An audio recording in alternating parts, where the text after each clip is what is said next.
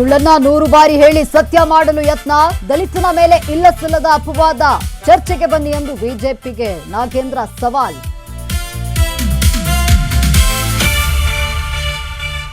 ಬಿಸಿ ನಾಗೇಶ್ ಪ್ರಾಮಾಣಿಕ ರಾಜಕಾರಣಿ, ಸಿಎಂ ಸೇರಿ ಹಲವರು ಸಂತಾಪ, ಮಾಜಿ ಸಚಿವರ ಸಾಧನೆ ಕೊಂಡಾಡಿದ ಡಿಕೆಶಿ.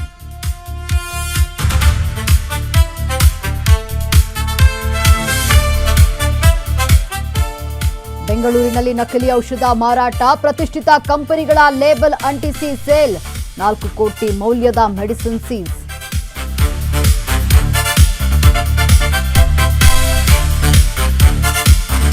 ಈದ್ ಮಿಲಾದ್ ಗಣಪತಿ ಹಬ್ಬಕ್ಕೆ ಫುಲ್ ಅಲರ್ಟ್, ಸೂಕ್ಷ್ಮ ಪ್ರದೇಶಗಳಲ್ಲಿ ವಿಶೇಷ ಪಂತ್ ಸಂಚಲನ. ಶಿವಮೊಗ್ಗದಲ್ಲಿ ಕಾನೂನು ವ್ಯವಸ್ಥೆ ಕಾಪಾಡಲು ಕ್ರಮ.